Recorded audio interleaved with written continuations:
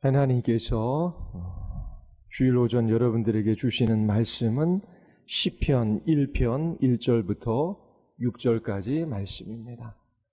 시편 1편 1절부터 6절까지 말씀입니다.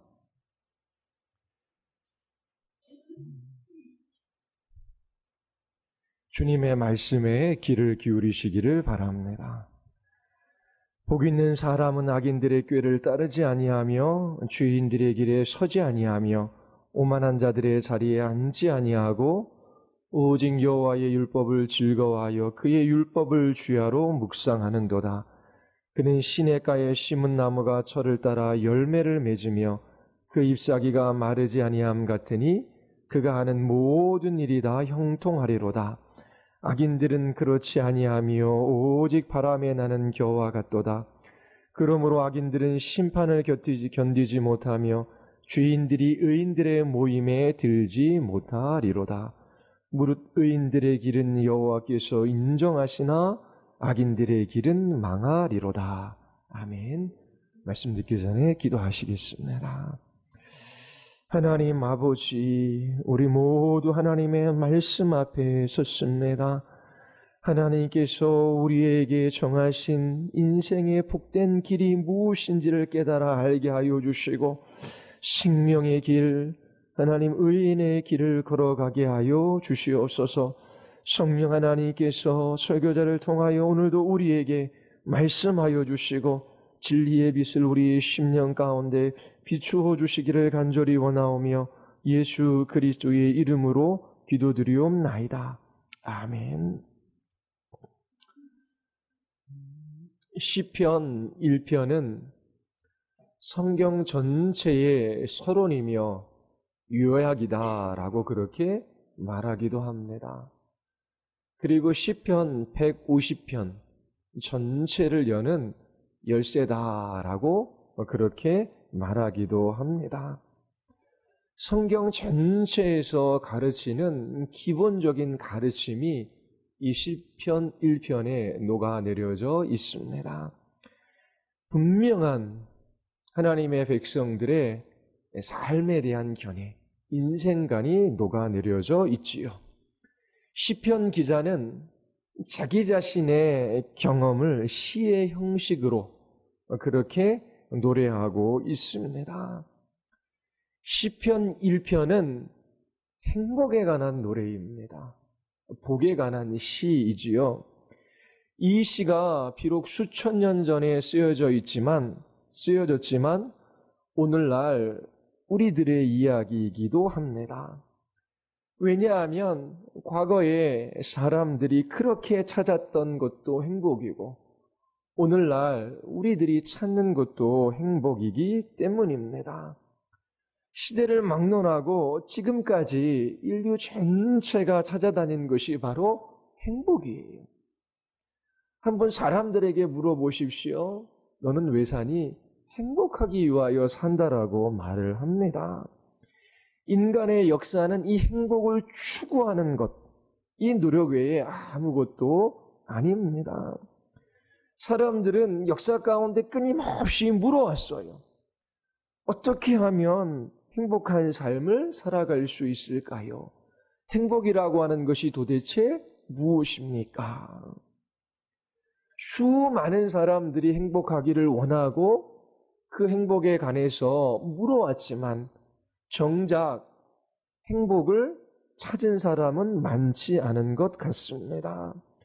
행복하기를 원하지만 행복한 삶을 살아가는 사람들은 많지 않아요. 하나님 없이 살아가는 이 세상 사람들에게 있어서의 행복은 무엇을 소유하는 것입니다. 어떤 것을 간절히 원해요. 목표로 하는 것이 있어요. 자, 학생들이 목표로 하는 것이 무엇이겠습니까? 좋은 성적을 얻는 거예요. 그래서 성적을 얻으면 잠시는 행복해요. 기뻐요. 그것으로 끝인가요? 그 행복은 조금 있다 사라집니다. 자, 취준생들, 취업 준비하는 우리 청년들, 원하는 회사가 있어요. 그 회사에 들어갔습니다. 얼마나 기쁘고 행복합니까? 그 기쁨과 행복이 얼마나 오래 가겠습니까? 그래서 무엇인가 목표로 삼고 그것을 갈망하는 동안에는 설레요. 그리고 그것을 얻으면 잠시 즐거워요. 그러나 그 행복은 오래지 않고 이내 사라집니다. 그래서 또 묻는 것이죠. 인생의 참된 행복은 어디에 있는가? 결국 행복을 찾는 일이 쉽지 않다라고 하는 것을 우리 모두 알고 있습니다. 사람들이 그렇게 행복을 원하지만, 그 행복을 찾고 있지만 행복하지 못한 이유가 어디에 있겠습니까? 잘못된 방식으로 행복을 찾고 있기 때문입니다. 성경은 우리에게 참된 행복이 무엇인지를 알려줘요. 그리고 어떤 길이 행복한 길인지 우리에게 말해주고 있습니다. 먼저 시인은 행복을 찾아다니지 않아요. 행복을 찾는 자가 행복할 것이다 라고 말하지 않습니다. 복 있는 사람은 악인의 길을 쫓지 아니하며 그리고 오직 여호와의 율법을 즐거워하여 그의 율법을 주야로 묵상하는 사람이다 라고 이야기합니다. 행복은 우리에게 일어나는 어떠한 일에 있지 않고 환경이나 상황이나 소유에 있지 않고 바로 우리 자신에게 있다라고 성경은 말하고 있어요. 환경이나 상황이나 소유가 여러분들의 행복과 불행을 결정하는 것이 아니다라고 하는 것이 성경의 답입니다. 인간이 불행한 삶을 살아가는 것은 하나님을 자기 자신의 인생에 제쳐놓고 살아가기 때문이에요. 인간은 하나님과의 관계 속에서 살아가도록 피조되었습니다. 하나님을 떠나 결코 인간이 행복할 수 없다라고 하는 것이지요. 우리가 하나님과 어떤 관계를 맺고 있으며 우리가 어떤 사람이냐에 따라서 그 행복의 여부가 결정되어지는 것입니다. 인간은 하나님과의 관계 속에서 그 행복을 생각해야 돼요. 하나님을 떠나서 하나님을 제쳐놓고 결코 이 땅에서 참된 복을 누릴 수가 없습니다. 시편 기자는 자기 자신의 경험을 통하여 행복이 무엇인지를 우리에게 알려주고 있습니다. 시편 1편 우리에게 인생에는 두 가지 길밖에 없다라고 하는 것을 가르쳐주고 있어요. 하나는 참된 행복의 길이고 다른 하나는 거짓된 행복의 길입니다. 의인의 길이 있고 악인의 길이 있어요. 경건한 사람의 길이 있고 불경건한 사람들의 길이 있습니다. 지혜로운 사람의 길이 있고 어리석은 사람의 길이 있어요. 신자의 길이 있고 불신자의 길이 있다라고 시편 기자는 우리에게 말해주고 있습니다. 우리는 이 두 길 중 한 길을 걸어가고 있어요. 이 설교를 통하여 여러분들이 어느 길을 걸어가고 있는지 여러분들 자신을 확인해 볼 수 있게 되기를 바랍니다. 이 두 길 끝에는 엄청난 차이가 있어요. 한 길 끝에는 생명이 있고 다른 한 길 끝에는 멸망이 있습니다. 먼저 시편 1편은 복 있는 사람이 누구인지를 이야기합니다. 환경과 상황이나 소유를 말하는 것이 아니에요. 복 있는 사람이 누구인지 우리에게 가르쳐주고 있습니다. 우리 1장 1절과 2절 우리 같이 한번 읽어볼까요? 1장 1절과 2절 우리 다 같이 복 있는 사람은 악인들의 꾀를 따르지 아니하며 죄인들의 길에 서지 아니하며 오만한 자들의 자리에 앉지 아니하고 오직 여호와의 율법을 즐거워하여 그 율법을 주야로 묵상하는도다. 자, 행복에 관하여 시편 기자는 자기 자신의 경험을 성령의 감동 가운데 기록하고 있습니다.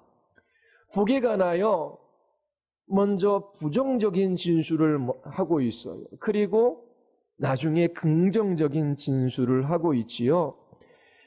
행복에 대하여 부정적인 진술을 먼저 하는 이유가 무엇이겠습니까? 복 있는 사람은 악인의 길을 쫓지 아니하며 또 죄인들의 길에 서지 아니하며 오만한 자들의 자리에 앉지 아니하는 것이다 라고 말합니다.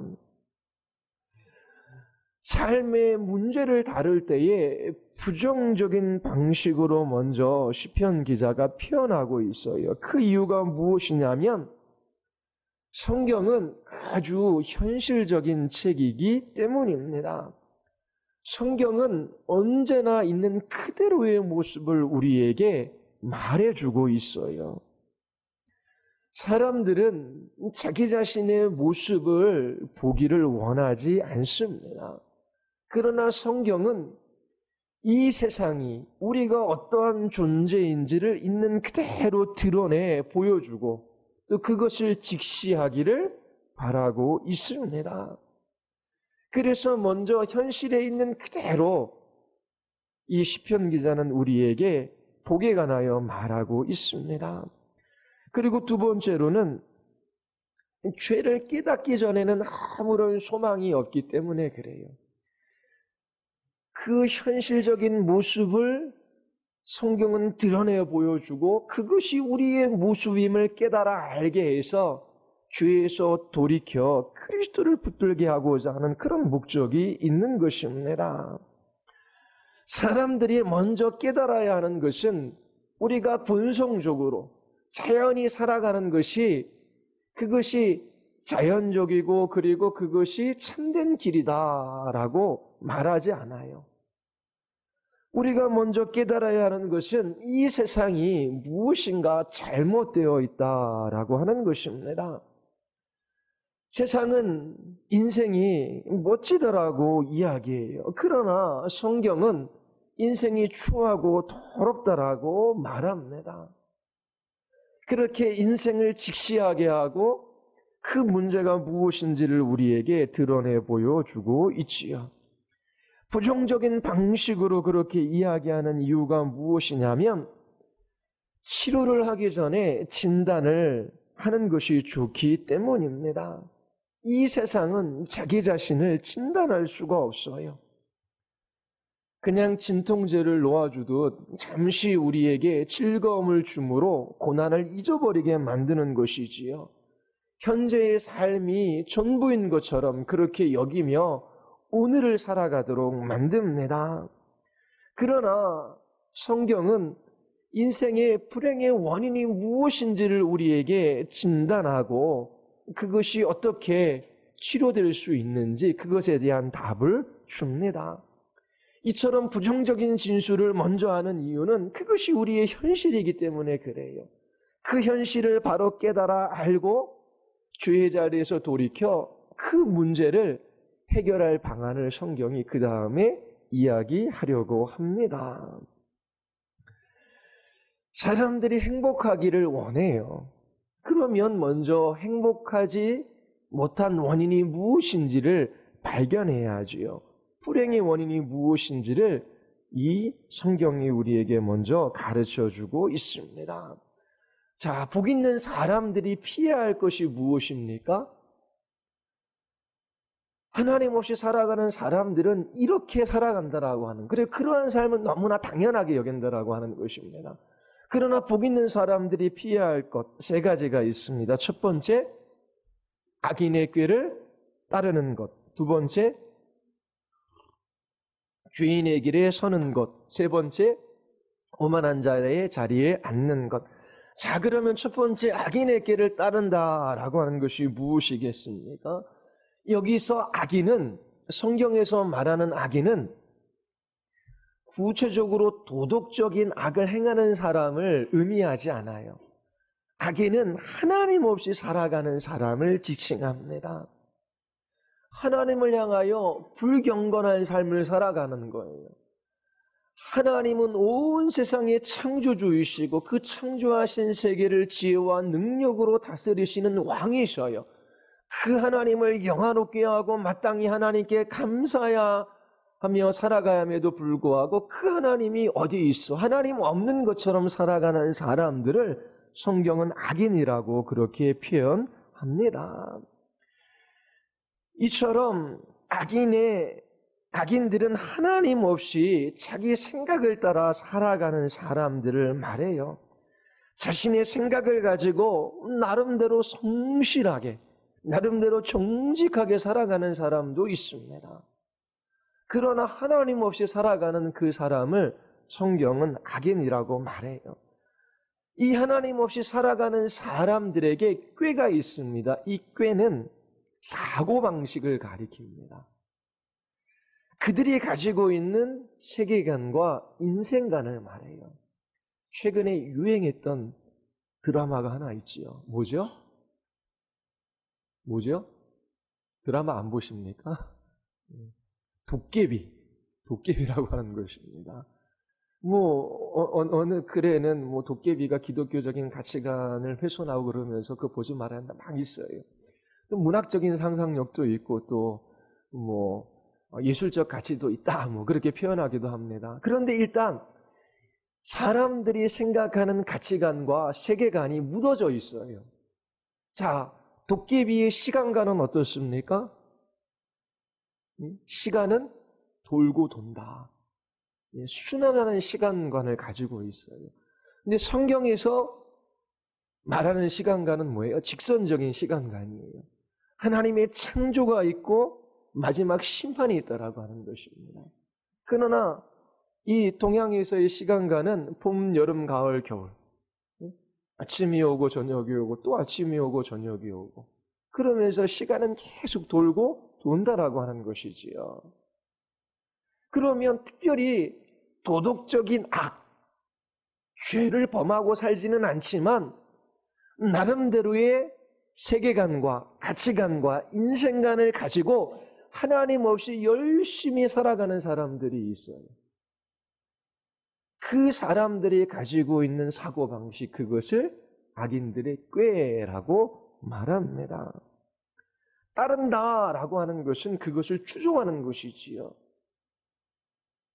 무슨 이 세상이 창조가 되고 그리고 하나님의 심판이 있어. 그런 건 없어. 이 세상은 돌고 도는 것이지. 사람들이 그렇게 이야기하고 드라마 같은 거 보면 그런 것들이 아이들에게 무의식적으로 주입이 됩니다. 그래서 우리 죽었다가 환생할 수 있는 거구나. 그런 생각을 가져요. 그리고 그것을 따릅니다. 이것이 악인의 꾀를 따르는 것입니다. 두 번째, 죄인의 길에 서는 것, 조금 더 발전적입니다. 죄인은 죄를 짓는 사람, 구체적으로 악을 행하는 사람입니다. 이 길이라고 하는 것은 행동 방식을 가리켜요. 단순히 생각할 뿐만 아니라 어떻게 그 생각을 따라 그 길을 걸어가는 것이지요. 그 생각을 행동으로 옮기는 것, 그것을 길이라고 하는 이 단어가 가지고 있는 의미입니다. 그리고 선다라고 하는 것은 동반자로 함께 행동하고 동행하는 것입니다. 같은 생각과 하나님 없이 살아가는 사람들의 사고방식을 인정할 뿐만 아니라 그것을 따라 같이 동행하고 행동하고 그 일에 참여하는 것, 이것이 죄인의 길에 서는 것입니다. 그리고 더 나아가 오만한 자의 자리에 앉는 것, 이 오만한 자는 공개적으로 하나님을 대적하는 사람들입니다. 의도적으로 거룩하고 신령한 것들을 무시하는 사람이지요. 하나님께 속한 것을 멸시합니다. 그리고 이 자리라고 하는 것은 다른 사람을 가리키는 것을 의미해요. 다른 사람에게 어떤 행동을 하게끔 지시하고 명령하는, 그것이 이 자리라고 하는 의미에 담겨져 있습니다.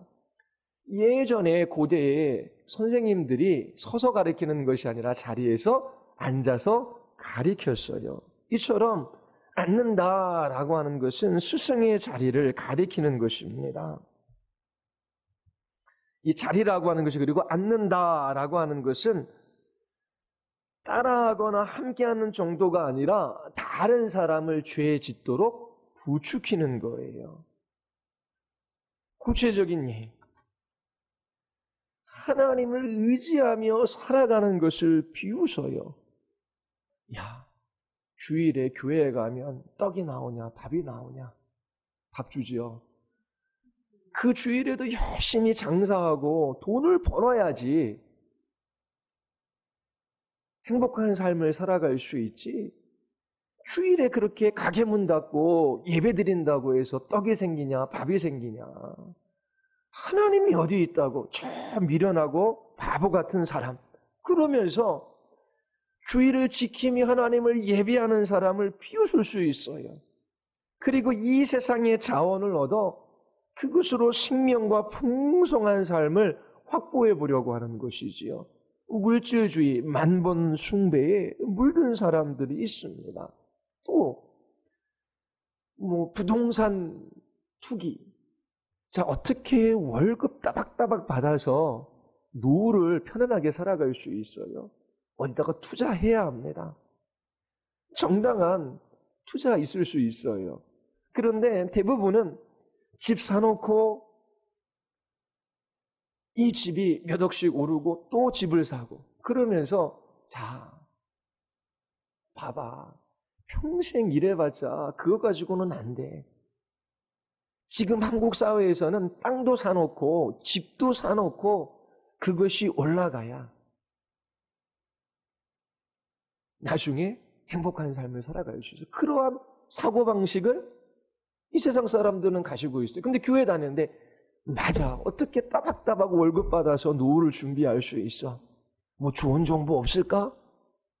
그러면서 그 악인의 길을 따르는 것이 죄인의 길에 서는 것이죠. 그리고 그 사람들과 함께 동행해요.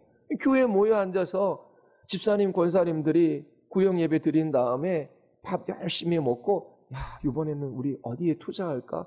어디가 값이 올랐다 그러는데 어디에 투자하면은 누가 뭐 몇 억을 벌었다라고 하는데 우리 같이 한번 알아보자. 그러면서 교회 다니는 분들이 몰려다니는 것도 있어요. 그렇게 세상 사람들의 사고방식을 따라서 구체적으로 같이 동행하는 것이죠. 그리고 나서 진짜 몇 억씩 벌었어요. 봐봐. 그렇게 살아서는 복된 삶을 살아갈 수 없어. 봐봐. 우리가 이렇게 했더니 이렇게 많은 돈을 얻을 수 있었어. 자, 이렇게 살아가는 것이 진정으로 행복한 삶이야. 그러면서 성실하고 열심히 그렇게 하나님 앞에 썩을 양식을 위하여 일하는 것이 아니라 영원을 잇대어 살아가는 그리스도인들을 비난하고 저 사람들은 이 시대에 나고 자라고 그렇게 이야기하는 사람들이 있을 수 있어요. 또 보십시오. 나라 전체가 흔들흔들합니다. 뇌물을 주어야 좀 사람들과 관계도 잘 맺고 그리고 뇌물을 주어야 좀 높은 자리에 오를 수 있다라고 하는 생각을 일반적으로 가지고 있어요. 학교 선생님도 교감이 되고 교장이 되려면 제가 만나본 선생님 이야기예요. 좀 윗선과 잘 되면 좋은 곳으로 발령받고 그렇지 않으면 뺑뺑이 돌 수도 있다라고 하는 거예요. 그래서 교무주임인가 교감 케이스인데 아예 하나님 앞에 마음 먹었어요. 나는 저렇게 하지 않으리라. 열심히 몇 배 더 일을 해요. 근데 그 일하는 것에 대한 대가가 주어지지 않아요. 그러면 윗선과 좀 줄도 됐고 그리고 이렇게 좋은 자리에 그렇게 해줄 수 있는 사람들에게 아부도 하고 뇌물도 주면 그러면 죽음도 승진도 빠르고 좋은 자리에 오르고 그것이 처세술이고 그렇게 살아가는 것이 복되는 것이다. 아유, 저 바보 같은 사람. 그렇게 이야기할 수 있어요. 또 학생들은 학교에서 공부만 잘하면 모든 것이 괜찮아요. 좀 잘못 행동해도 얘는 공부 잘하는 애야. 어쩌다 그랬겠지. 근데 공부 못하는 애가 좀 잘못하면 공부도 못하는 것이 그러면서 그래요. 그리고 공부 잘하는 애들은 못하는 애를 무시해요. 비난해요. 그러면서 성적이 최고인 것처럼 학교 선생님도 부모님도 학생들도 그렇게 여겨요. 그러면서 공부를 못하면, 성적이 안 나오면 인간의 존엄성이 떨어지고, 그리고 살 의미와 가치도 없어서 뛰어내려 자살하는 학생들이 생기는 것이죠. 그러면서 너 공부 그렇게 못하면 넌 소망도 없어. 이 세상에 살 가치도 없어. 그러면서 공부하는 것이나 벽돌 쌓는 것이나 뭐 다른 기술이나 다 재능에 불과한데, 오로지 공부하는 것에 목숨을 걸고 그렇게 공부하지 못하는 사람들을 이 세상에서 루저로 만들어버리는 거죠. 그러면서 교회 안에서도 고3이면 무슨 교회, 학원 가고 주일날도 과외하고 뭐하고 해야지. 그리고 대학교 가서 그런 일들은 일어나지 않아요. 대학교 가면 신앙을 저버리는 것이죠. 부모가 그렇게 살았는데요. 그런 것처럼 이 세상에서는 공부를 잘해야 성공하고 행복할 수 있어. 어떻게든지 학원 가고 과외하는 게 나쁘다라는 게 아니에요. 할 수 있어요. 공부하는 건 도움을 받을 수 있지요. 그런데 그렇게 살아야지 행복할 수 있다라고, 그렇게 세상 사람들의 사고방식, 그리고 그들과 함께 그 길들을 걸어가고 그래서 얻은 결과물들을 자랑하며 그 신앙을 지키며 살아가는 사람들을 비웃은 그런 일들이 일어나는 것입니다. 이처럼 먼저 성경은 복 있는 사람들에 관해서 이야기하는데, 복 있는 사람들은 이 세상 사람들의 가치관, 이 세상 사람들의 인생관, 이 세상 사람들의 세계관을 따라 살아가지 않는 거예요. 이 세상 사람들은 일반적으로 그렇게 꾀를 내며 그것이 행복한 사람의 삶의 길이라고 그렇게 다 그 길로 걸어가고 있습니다. 그러나 의인은, 복 있는 사람들은 그 길을 걸어가지 않아요. 두 번째 긍정적인 진술이 뭐죠? 복 있는 사람은 여호와의 율법을 즐거워하여 그의 율법을 주야로 묵상하는 사람입니다. 복 있는 사람은 하나님과의 관계 속에서 살아가요. 그 하나님의 말씀에 대한 태도에 있어서 불신자와 달라요. 하나님의 말씀을 즐거워합니다. 그리고 주님의 뜻을 알려고 해요. 그리고 그 기뻐하시는 뜻에 순종하려고 애쓰지요. 세상에 어느 것도 하나님의 말씀과 같은 것이 없음을 압니다. 모든 것이 헛되며 잠깐 있다 사라지고 변하는 것들이에요. 그러나 하나님의 진리와 지혜는 영원하다는 것을 알고 그것을 즐거워하며 묵상하는 그 사람이 복된 사람이다라고 성경은 우리에게 가르쳐주고 있습니다. 복 있는 사람은 하나님의 말씀을 통하여 죄 용서받은 것이 무엇인지를 알아요. 그리스도 안에 있는 이 생명과 생명의 부유함을 맛보았습니다. 하나님의 자녀가 되는 복, 하나님께서 약속하신 것을 이루실 것이라고 하는 확신, 그 하나님께서 사랑과 은혜로 자기를 붙들어 주시고 이끌어 주시는 그 복에 관하여, 그리고 나는 이 세상에 속한 사람이 아니라 하나님께 속한 사람이다라고 하는 이 복에 관하여 그 말씀을 통해서 압니다. 그리고 이 세상이 아니라 영원한 나라를 바라며 주의 영광에 참여할 것을 기뻐하며 그렇게 즐거워하며 묵상하며 하나님 앞에 살아가지요. 하나님의 말씀에 대한 어떠한 태도를 여러분들이 갖고 있습니까? 우리의 자녀들에게도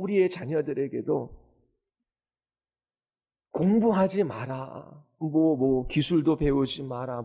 그게 아니야. 다 하십시오. 근데 정말 우리 부모의 마음의 중심에 가장 복된 사람은 여호와의 율법을 즐거워하여 주야로 묵상하는 사람이다 라고 하며 그 말씀 앞에 우리의 자녀들을 세우고 그 말씀을 소중하게 여기고 그 말씀을 사랑하게 하는 그런 것들이 있냐라고 하는 것입니다.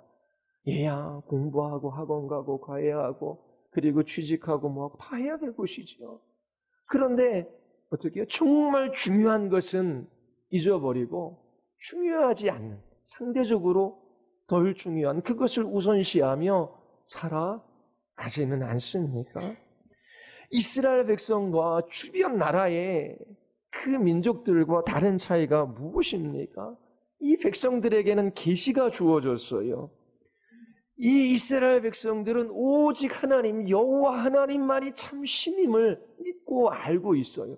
그런데 주변에 있는 여러 민족들은 뭐 해도 섬기고 달도 섬기고 뭐 뱀도 섬기고 산도 섬기고 우상도 만들고 그러면서 다양한 신을 섬기고 그것을 받아들이고 있습니다. 이스라엘 백성들은 하나님께서 이 세상을 창조하셨고 그 지혜와 능력으로 이 모든 것들을 다스린다라고 하는 것을 믿어요. 이방인들이 섬기는 저 신은 진짜 있는 신도 아니고 나무 토막과 같은 우상에 불과하다라고 하는 것을 알고 있지요. 하나님의 백성들은 주어진 계시를 따라 하나님이 누구이며 인간이 누구이며 이 세상이 어떠한지 그리고 사람들이 어떠한 삶을 살아가야 하는지 이해하고 있어요. 이처럼 하나님의 계시의 말씀을 통해서 이러한 것들을 이해하고 깨닫고 바라볼 수 있는 사람들이 복된 사람입니다. 하나님의 말씀을 떠나 이 세상의 가치와 생각을 따라 살아가는 그것이 가장 큰 불행한 일임을 성경이 말하고 있어요. 여호수아 1장 8절에 보면 이 율법책을 내 입에서 떠나지 말게 하며 주야로 그것을 묵상하여 그 안에 기록된 대로 다 지켜 행하라. 그리하면 내 길이 평탄하게 될 것이며 내가 형통하리라. 이것이 지혜로운 길이에요. 의로운 길이에요. 이것이 진짜 성공하는 길입니다. 기차가 선로 위를 달려야 되지요. 선로 바깥으로 탈선입니다. 그러면 사고가 일어나는 거예요. 마찬가지로 하나님께서 인생에 정하신 복된 길이 있어요. 하나님의 말씀이라는 선로 위에서 그 길을 달려가야 합니다. 하나님의 말씀을 즐거워하여 주야로 묵상하는 그 사람들이 정말 복된 사람이에요. 이 길을 떠나 다른 길에 행복이 없습니다. 이 복된 길이 어떤 길인지 한 장의 그림으로 우리에게 보여주고 있어요. 의인의 길이 어떤 길인지 우리에게 알려주고 있습니다. 그리고 악인들은 어떠한 모습인지 한 장의 그림으로 우리에게 알려주고 있어요. 이게 3절과 4절이 우리 중고등학생, 우리 교회학교 어린 학생들 3절, 4절 같이 한번 읽어볼까요? 3절, 4절입니다. 자, 큰 소리로 다 같이 3절, 4절 다 같이 시작. 그는 시냇가에 심은 나무가 철을 따라 열매를 맺으며 그 잎사귀가 마르지 아니함 같으니 그가 하는 모든 일이 다 형통하리로다. 악인들은 그렇지 아니하며 오직 바람에 나는 겨와 같도다. 자, 의인, 복된 길을 걸어가는 사람, 경건한 자, 그리스도인, 신자를 한 장의 그림으로 보여주고 있어요. 그 그림에는 뭐가 그려져 있습니까? 시냇가에 심은 나무예요. 자, 먼저 주목해 볼 단어는 시냇가에 심은 나무인데 이 나무는 심기어졌다라고 하는 것입니다. 이것의 영적인 의미는 성령께서 역사하셨다라고 하는 것입니다. 인간은 스스로 영원한 생명을 취할 수 없어요. 자기 자신을 구원할 수 없어요. 하나님께서 새 생명을 우리에게 주셔서 새로운 피조물이 되게 하십니다. 그리스도인은 본질적으로 비그리스도인들과 다른 사람이에요. 다른 종류의 피조물이 되어졌습니다. 그 나무가 심기어진 것이 어디예요? 광야가 아니라 시냇가예요. 비옥하고 기름진 땅이 있어요. 아름다운 골짜기에서 흘러내리는 멋진 시냇가가 옆에 있고 거기에 심겨진 나무입니다. 이처럼 그리스도인들이 심겨졌다라고 하는 것은 말씀이신 그리스도라고 하는 땅에 심겨진 거예요. 우리를 그리스도인으로 만들어주는 것은 과거보다 조금 더 선한 삶을 살거나 더 나은 삶을 살아가려고 노력한다거나 나는 그리스도를 따르려고 애쓴다라고 하는 그런 것이 아니에요. 그리스도인이 되는 것 자체는 본질적으로 다른 일들이 일어난 것입니다. 바로 그리스도라는 땅에 뿌리를 내리는 것, 심기어지는 거예요. 그래서 그리스도의 생명이 공급되어지는 것이지요. 사람을 그리스도인으로 만들어주는 것은 몇 가지 선하고 의로운 행동을 하는 것으로 되는 것이 아니라 그리스도의 생명이 그 영혼 안에 공급되어지는 것입니다. 이것이 심은 나무예요. 그리고 시절을 쫓아 과실을 맺지요. 이 열매라고 하는 것, 사람들이 하나님께서 창조하신 그 본연의 목적대로 살아가는 것을 의미해요. 성령께서 사랑과 희락과 화평, 오래 참음, 자비와 양성, 충성, 온유, 절제, 이러한 열매를 맺게 하시죠. 하나님께서 하나님의 형상과 모양대로 우리를 창조하셨어요. 그 하나님의 형상과 모양대로 창조하신 목적은 우리에게 어떠한 일을 하게 하시기 위함이에요. 직분을 주셨어요. 왕 같은 제사장으로, 선지자로 살아가게 하신 것이지요. 그래서 열매를 맺는다라고 하는 것은 그 하나님의 형상이 회복되어져 우리에게 주시는 그 직분, 사람으로서 마땅히 살아가야 할 삶들을 살아가게 한다라고 하는 그런 의미를 가지고 있습니다. 그리고 잎사귀가 마르지 않아요. 비가 오지 않습니다. 땅이 쩍쩍쩍 갈라져요. 그런데 시냇가에 심기운 나무는 잎사귀가 마르지 않아요. 풍성한 수원에 그 뿌리를 대고 있기 때문이지요. 이것이 의미하는 것은 장래에 무슨 일이 일어나도 두려워하지 않는다라고 하는 것입니다. 엄청난 기근이 몰려와도 잎사귀가 마르지 않아요. 시냇가에 심겨져 있기 때문입니다. 영광스러운 그리스도인의 모습이에요. 우리가 미래에 무슨 일이 일어날지 우리는 다 알지 못하지 않습니까? 질병에 걸릴 수도 있어요. 그리고 사건과 사고를 만날 수도 있고 또 죽음이 찾아올 수도 있어요. 또 사업에 실패하거나 직장을 나올 수도 있어요. 그러나 무슨 일이 일어난다라고 할지라도 그 일이 우리 행복과 불행을 결정하거나 아니면 우리를 낙심시켜서 절망하게 만들지 못하는 거예요. 무슨 일이 있어도 우리는 대처할 수 있고 대비할 수 있어요. 왜냐하면 그리스도 안에 있기 때문에. 그리스도 안에 있는 사람들은 하나님께서 가장 선한 것으로 인도해 주시겠다라고 약속해 주셨잖아요. 그가 친히 말씀하시기를 내가 과연 너희를 버리지도 아니하고 과연 너희를 떠나지도 아니하리라. 그러므로 우리가 담대히 가로되 주는 나를 돕는 자신이 내가 무서워하겠노라. 사람이 내게 어찌하리요. 내가 어려서부터 늙기까지 의인이 버림을 당하거나 그 자손이 걸식함을 보지 못하였도다.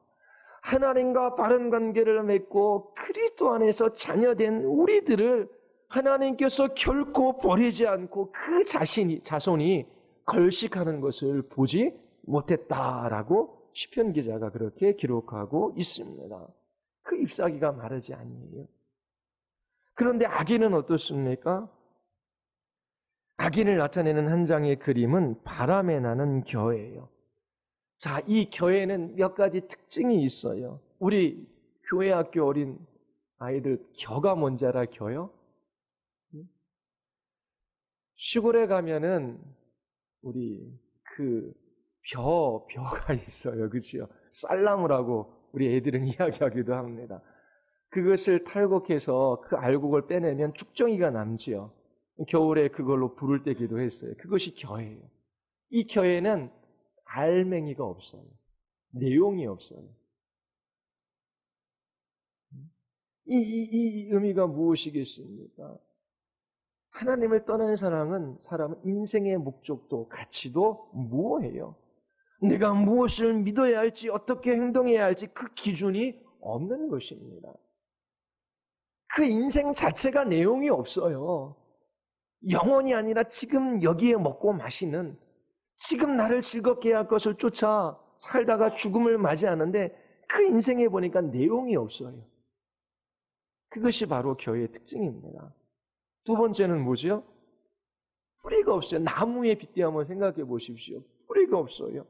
뿌리가 없다라고 하는 것은 견고하지 않다라고 하는 것입니다. 삶에 있어서 일관성도 없어요. 견고하지도 않아요. 바람이 불면 푸는 대로 날리는 것입니다. 사람들이 우르르 몰려가면 그리로 몰려가고, 사람들이 걱정하면 같이 걱정하고, 경제가 안 좋다는데 어떡하나? 전쟁이 일어날 위험이 있다라고 누가 이야기하는데 이 땅에 전쟁이 일어나면 어떡하나? 빨리 이민이라도 가야 되나? 그러면서 이 세상에서 생기는 온갖 이슈와 문제들, 사람들의 생각, 그리고 여론 분위기, 그에 따라 언제든지 휩쓸려 그렇게 이리 갔다 저리 갔다 하는 사람입니다. 조금 인생에 문제가 생기고 변화의 바람만 불어도 어찌할 줄 모르는 사람들이지요. 이처럼 견고하지 않고 일관성도 없고, 그리고 조금만 변화의 바람이 불어도 흔들리는 사람들, 바로 교회의 특징입니다. 또 세 번째는 교회는 생명이 없어요. 생명이 없다라고 하는 것은 한마디로 말하면 더 나아지는 것이 없다라고 하는 것입니다. 한 사람이 태어나서 성장해가는 과정을 보십시오. 그리고 노년의 때에 죽습니다. 자, 더 발전적이고 더 성장하고 더 나아지는 것이 있어요. 오히려 나이가 들어갈수록 인생의 무거운 짐을 짊어지고 살아갑니다. 오히려 아무것도 몰랐을 어린아이가 좋았다. 차라리 태어나지 않았으면 더 좋았을 것. 그러면서 어린아이였을 때가 최고로 좋지, 나이가 들고 80, 90이 되면 몸도 망가지고 인생도 온갖 슬픔과 고난과 환난을 당하면서 살아왔어요. 인생 자체가 생명이 없기 때문에 더 나아지는 것이 없어요. 시간만 지나갔지 더 발전되고 더 나아지는 것, 그런 것들은 없이 오히려 비참해질 뿐입니다. 네 번째는 열매가 없어요. 이거는 참된 만족이 없다라고 하는 것입니다. 왜요? 하나님이 창조하신 그 목적을 따라 살아가지 못하고 있기 때문에 그래요. 과거에 불신자들이 열매를 거둔 게 있다라고 칩시다. 나는 정치를 하고, 나는 사업을 하고, 나는 자녀들을 열심히 가르쳐서 이 자녀들이 좋은 대학교에 들어가고 많은 연봉을 받게 되었어요. 그 거둬들인 열매가 그들을 진정으로 만족하게 하고 기쁘게 할 수 있습니까? 잠시는 그래요. 하나님을 떠난 죄인들의 삶은 결코 이 땅에 있는 것으로 만족할 수가 없습니다. 잠깐의 만족은 있지만 그 다음 순간 다 사라지고 마는 거예요. 그러므로 모든 육체는 풀과 같고 그 모든 영광이 풀의 꽃과 같으니 풀은 마르고 꽃은 떨어지되. 인간이 만들어 놓은 문명, 과학, 기술, 그리고 그 모든 결과들이 결국은 풀의 꽃과 같다라고 하는 것이 성경의 견해입니다. 인생은 마르는 풀과 같고 떨어지는 꽃에 불과해요. 많은 것을 하며 살아가지만 결국 죽음 앞에서 깨닫게 되는 것이죠. 헛되고 헛되니 헛되도다. 자신의 인생이 겨 이외에 아무것도 아니다라고 하는 것을 알게 됩니다. 먹고 마시며 그렇게 잠시의 기쁨을 위하여 살아가는 사람들의 그 마지막이 무엇이겠습니까? 아무리 큰 명예와 부와 권력을 가졌다라고 할지라도 그것이 그 사람의 영혼에게 어떠한 영향을 미칠 수 있어요? 있습니까? 아무런 영향도 미칠 수가 없습니다. 그래서 1장 5절에 보면 우리 같이 한번 읽어볼까요? 그러므로 악인들은 심판을 견디지 못하며 죄인들이 의인들의 몸에 들지 못하리라. 악인들은 심판을 견디지 못해요. 한 번 죽는 것은 사람에게 정해진 것입니다. 바람에 나는 겨와 같은 불신자들, 하나님의 심판대 앞에 서는데 그것을 견디지 못하고 영원한 지옥불에 떨어집니다. 바깥 어두운 가운데 던져지는 것이지요. 악인들은 의인의 공동체에 들 수가 없어요. 지금 이 세상에 살아가는 다수의 사람들은 불신자예요. 신자는 소수에 불과합니다. 신자들은 이 세상에서 외국인과 나그네의 삶을 살아가고 있어요. 부르신 그 삶의 자리에서 홀로 그 외로운 싸움들을 싸워가야 합니다. 학교에 가면 선생님들도 불신자들이 훨씬 더 많아요. 진화를 가리키지만 창조에 관해서 이야기를 하지 못해요. 직장에 가도 마찬가지입니다. 불신자들이 훨씬 많습니다. 뭐 그렇게까지 살 필요가 있냐라고 핀잔을 줘요. 이 세상의 주류는 불신자들이기 때문에 그래요. 신자들은 바벨론의 포로로 끌려간 이스라엘 백성들과 같은 처지에 놓여져 있습니다.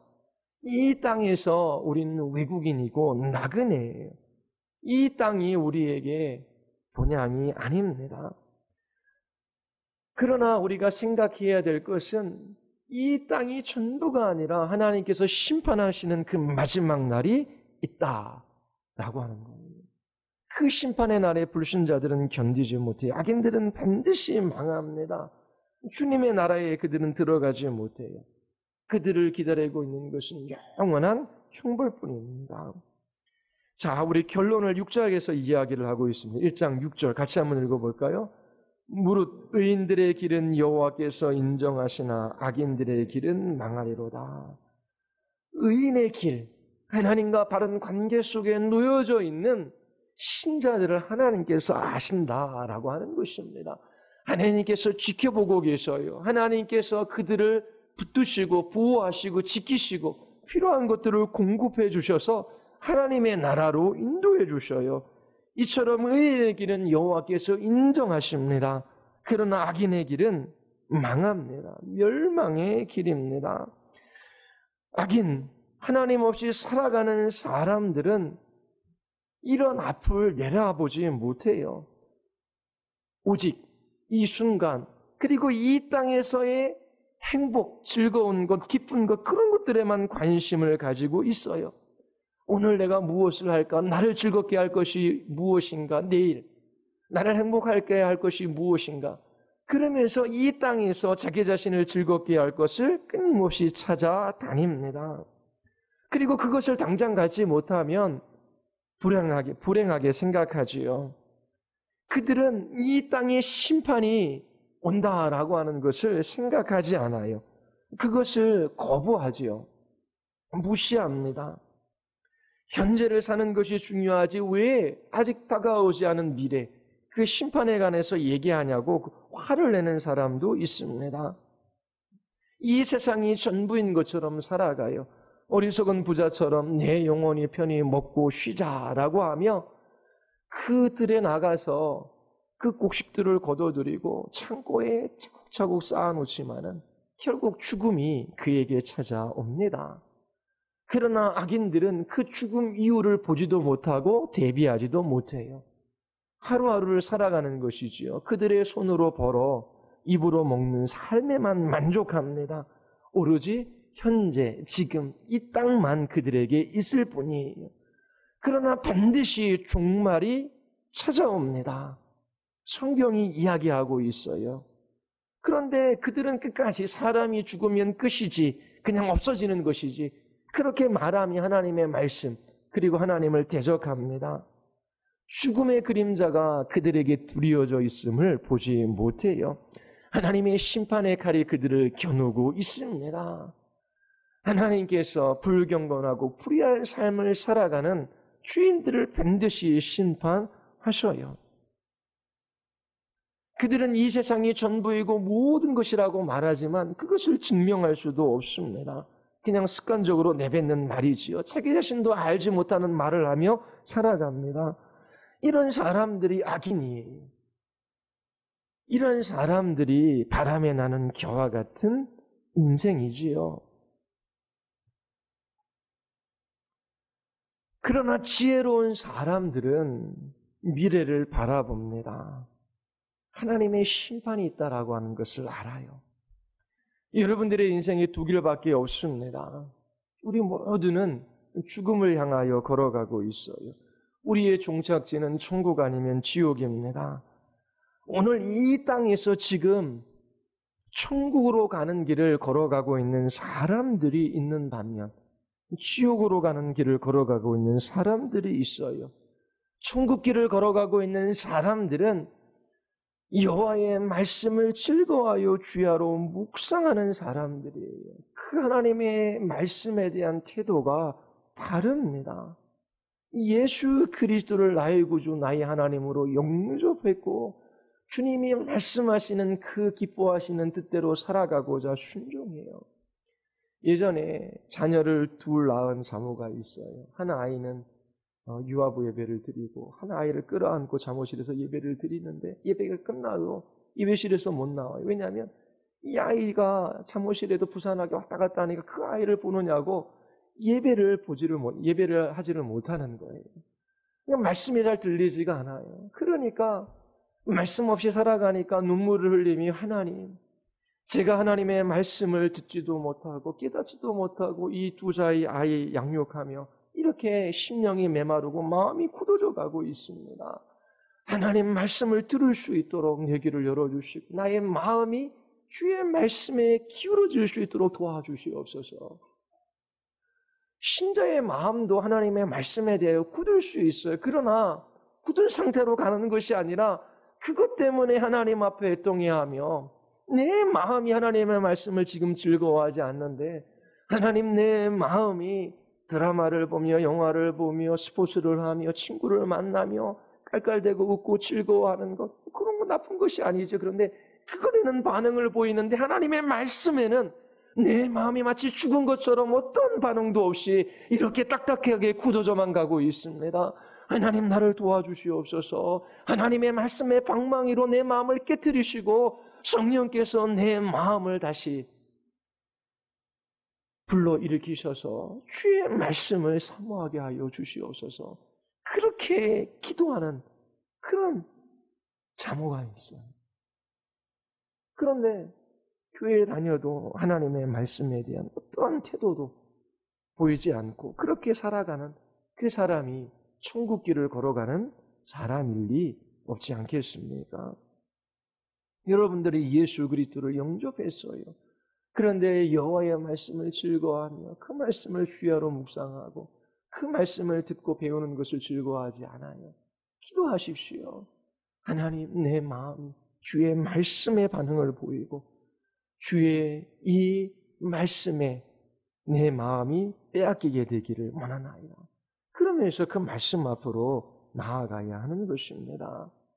하나님께서 최후의 심판이 있다라고 하는 것을 우리에게 알려주고 계셔요. 그것은 그것을 피하라라고 하는 것이지요. 피할 길을 우리에게 보여주십니다. 여러분들의 영혼이 그리스도 안에서 참된 쉼을 누리기까지 그리스도의 다른 것을 구하지 마십시오. 여러분들의 마음이 세상에 있는 것들에 대해서는 예민하게 반응하지만 하나님과 하나님께 속한 것들에 대하여 반응하지 않고 있다면 그것 때문에 하나님 앞에 애통해야 하며 그 말씀 앞으로 나아가십시오. 그리스도 안에 있는 사람, 하나님의 말씀을 즐거워하여 주야로 묵상하는 사람만이 복된 사람입니다. 그들은 인생에 무슨 일이 일어나든지 대처할 수 있어요. 환경과 상황이 그들의 행복과 불행을 결코 좌지우지할 수 없어요. 그 환경과 상황을 넘어서는 기쁨과 감사가 그리스도인들 안에 있습니다. 지난주 내가 말하노니 기뻐하라. 다시 말하노니 기뻐하라. 주님의 명령입니다. 성령께서 주시는 열매인 그 기쁨, 환경과 상황을 넘어서는 그 기쁨, 그것이 무엇인지를 그리스도인들은 알아요. 그들이 복된 사람입니다. 의인의 길을 걸어가고 있어요. 여러분들이 이 시편 1편 말씀을 한 주 동안 묵상하며 내가 어느 길에 서 있는지, 내 마음이 하나님의 말씀에 관하여 어떤 반응을 보이고 있는지, 내가 이 세상 사람들의 세계관과 가치관과 인생관을 따라 살아가고 있지는 않는지 여러분들을 살펴보시기를 바랍니다. 그리고 분명 예수님을 믿는 것을 부인할 수 없는데 내 마음이 하나님의 말씀에 관하여 굳어져 있다면 그걸 가지고 애통해하며 하나님 앞에 구하십시오. 하나님께서